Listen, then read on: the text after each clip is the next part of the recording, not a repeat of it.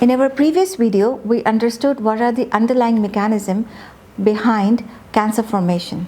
Inflammation is a very crucial underlying phenomena that plays a significant role in cancer development as well as its progression. Therefore, our diet and lifestyle has to be such that we have a minimal level of inflammation present in our body for most part of the lifetime. An anti-inflammatory diet and lifestyle helps to support this. By anti-inflammatory diet, we mean a diet that brings about a lowering of inflammatory agents in our body. An anti-inflammatory diet consists of foods that bring about lowering of inflammation. The foods that contribute to inflammation are mostly sugar foods, foods that have excessive sugar in them, especially the white sugar. Anything that spikes the insulin is also inflammatory in nature. Therefore, sugary foods need to be avoided, which also includes fruits, because fruits are also sugary. So we have to be careful in the kind of sugars that we are consuming and the amount of sugar that we are consuming. Another thing that increases our inflammation, and we are not knowing much about this, is the presence of salt. Excessive salt in our body is also of inflammatory nature. Unhealthy oils or saturated oils are also inflammatory in nature, and eating whites, mostly like white flour, white rice or white sugar, and then animal fat, all these are also inflammatory. Therefore, we need to curtail down on all of these if we are looking at reducing the inflammation. Dairy is also inflammatory, and a few cancers have even been proposed to increase in the presence of dairy. Therefore, dairy is not a very safe option.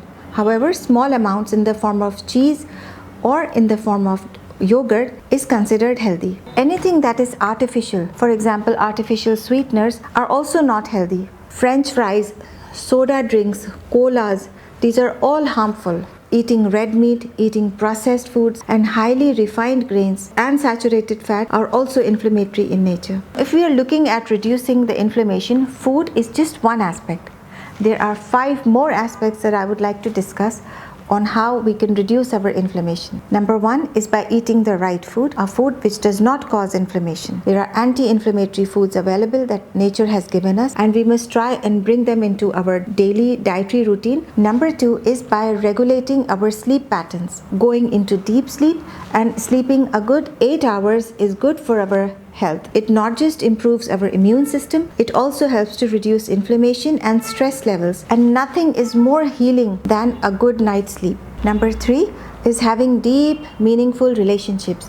This is something which we often ignore, but studies have proven that connectedness or intimacy or love is a very essential and a very normal part for our healing and our systems to function properly. It enhances the immunity, it also helps to reduce our stress levels, and it reduces the inflammation. Therefore, try and develop more meaningful, quality, deep relationships. It could be with your friends, it could be with your partner, with your children, your parents, or people in your workspace. But try and develop cordial, long-lasting friendships.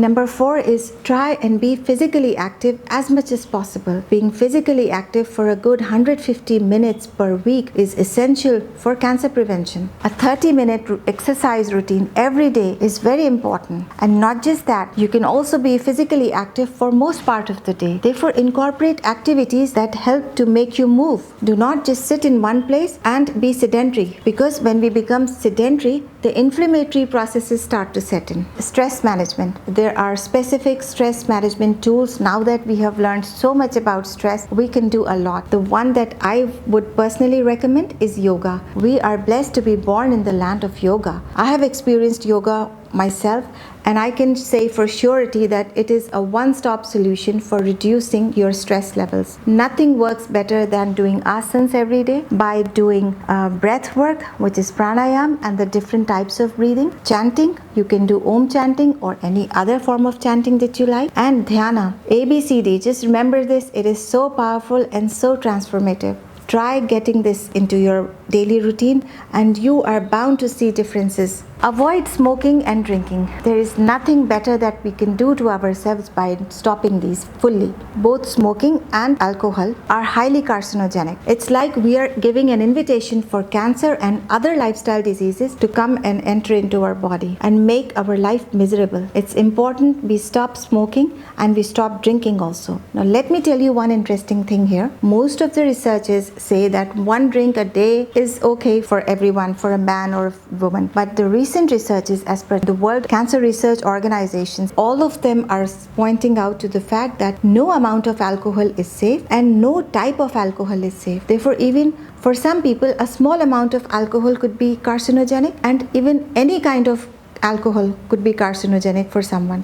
Therefore, it's best that we avoid it completely, because at the end of the day, cancer is a highly miserable disease. It creates misery and it brings about a lot of suffering and also early death.